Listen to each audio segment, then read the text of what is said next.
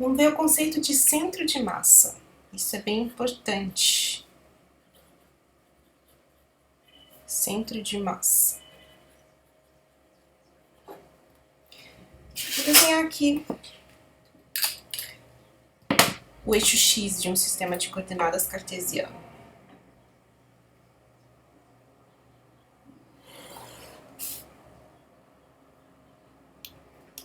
Vamos colocar umas partículas. Essa partícula, essa partícula.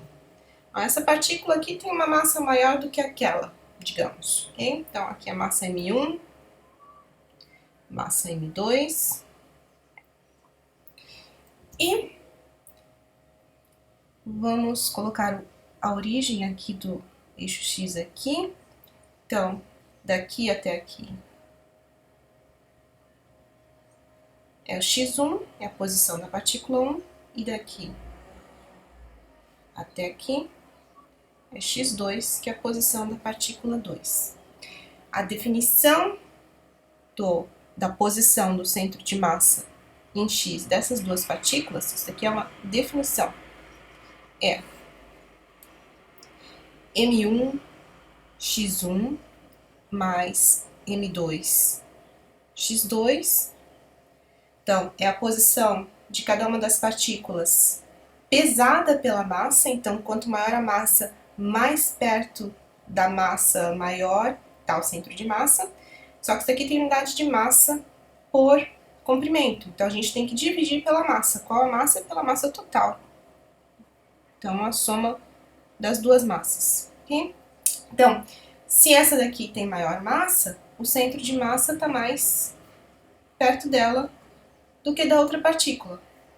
Se tiver a mesma massa, o peso aqui do X1 e X2 é o mesmo, então o centro de massa vai estar exatamente no centro geométrico das duas partículas. Okay? Então, isso daqui é a definição do centro de massa para duas partículas. Para mais de uma partícula, se você coloca outra aqui, esse daqui vai ser o M3, esse daqui X3, você simplesmente vai adicionando essas partículas aqui no denominador e no numerador.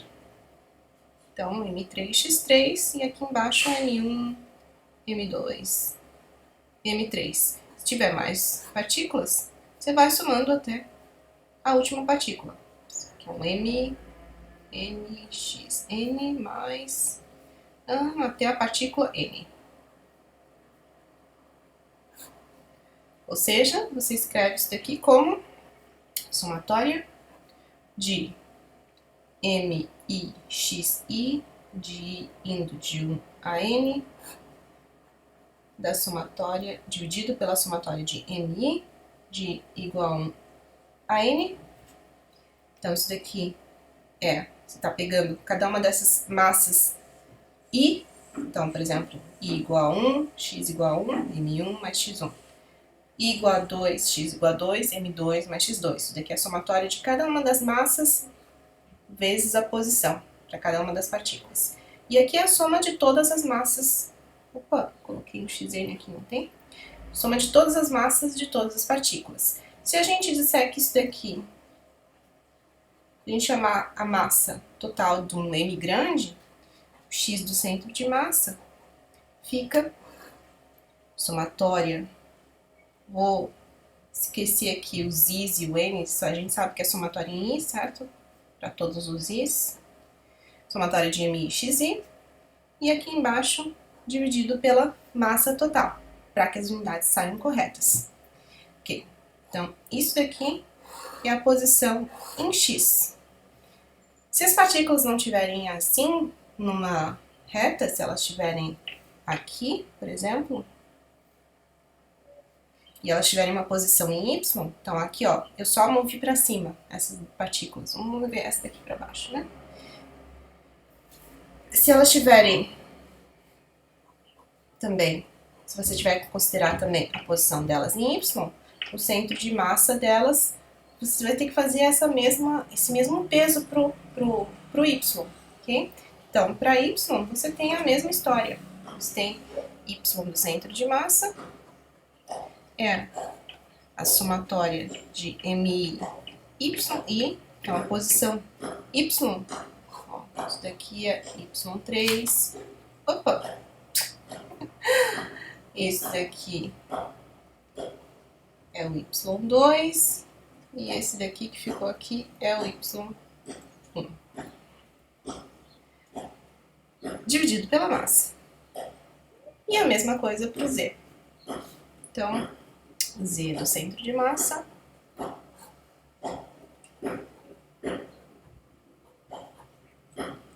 então aqui a gente definiu o x, o y e o z do centro de massa. Então a gente pode definir a posição do centro de massa, o r do centro de massa. E a posição do centro de massa é o x do centro de massa I, mais o y do centro de massa J, mais o z do centro de massa K. Então, todas as expressões são bem parecidas, só troca o yi e o zi por xi, certo? Então, a gente tem aqui, ó, 1 sobre m que multiplica mi xi em i, mais 1 sobre m que multiplica a somatória de mi, y em j, mais 1 sobre m que multiplica a somatória de mi, zi em k.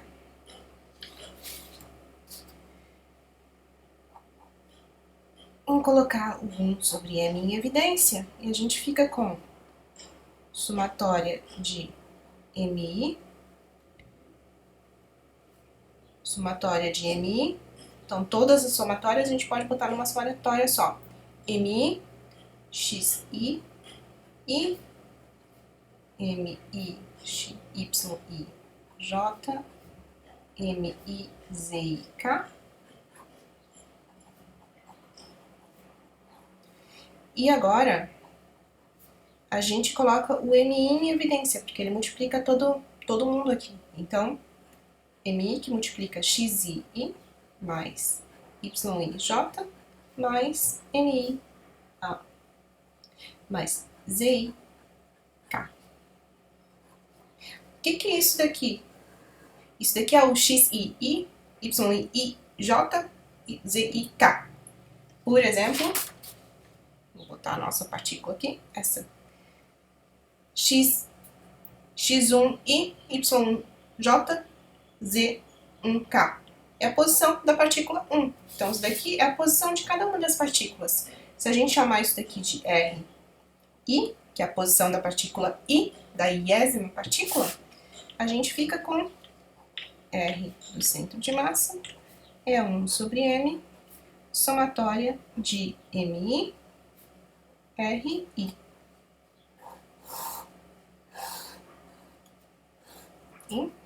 Então, isso daqui é bem parecido com aquilo, é só porque isso daqui está em 3 dimensões, daí você tem um vetor. Ok, vamos passar agora para uma definição. Isso daqui é para quando a gente tem um sistema de partículas. 1, 2, 3, a gente consegue contar o número de partículas. Se a gente tem um corpo extenso,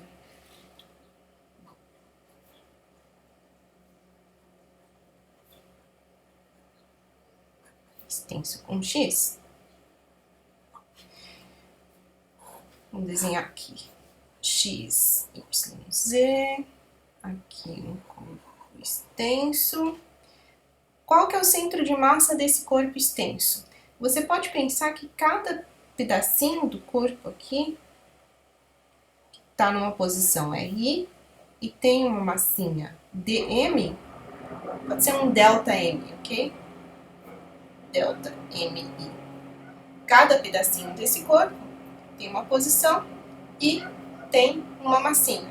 Para você calcular onde que é a posição do centro de massa desse corpo, é isso que você quer saber, você pode fazer essa somatória aqui.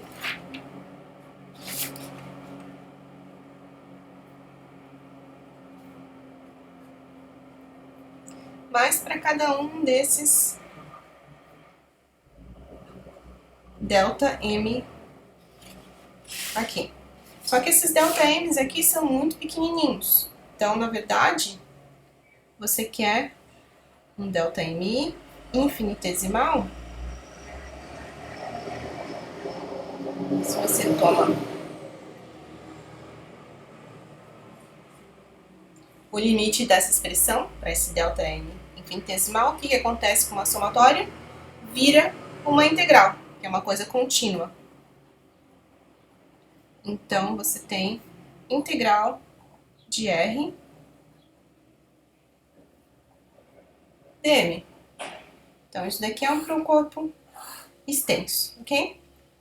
A gente vai voltar para essa expressão aqui, mas só para fechar essa parte do corpo extenso, vou trocar aqui, que vocês veem, aqui.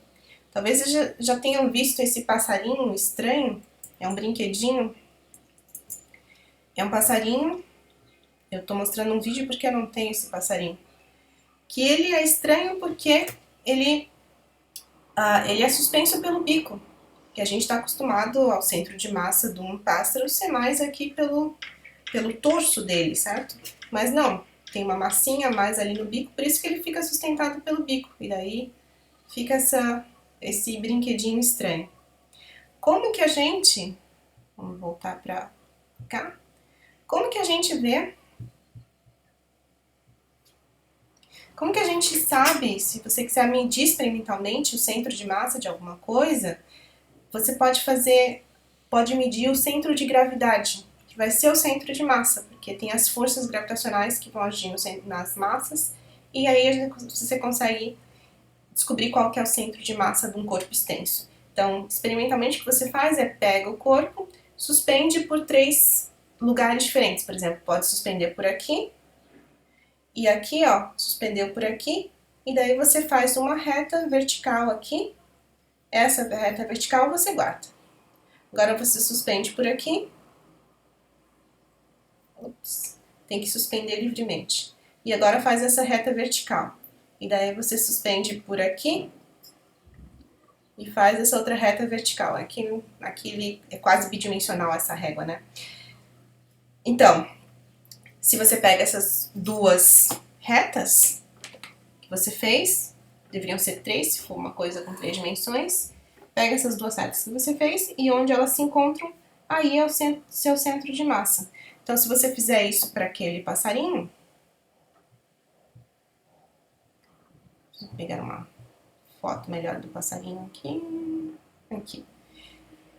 O centro de massa dele vai estar mais perto do bico. Pega aqui a reta vertical aqui, ó, passa pelo olho, entre o olho e o bico, e se você suspendesse ele pelo rabo, por exemplo, você ia ver que ele fica assim, e a outra retinha ia passar, a outra reta vertical ia passar ali perto do bico, perto da cabeça.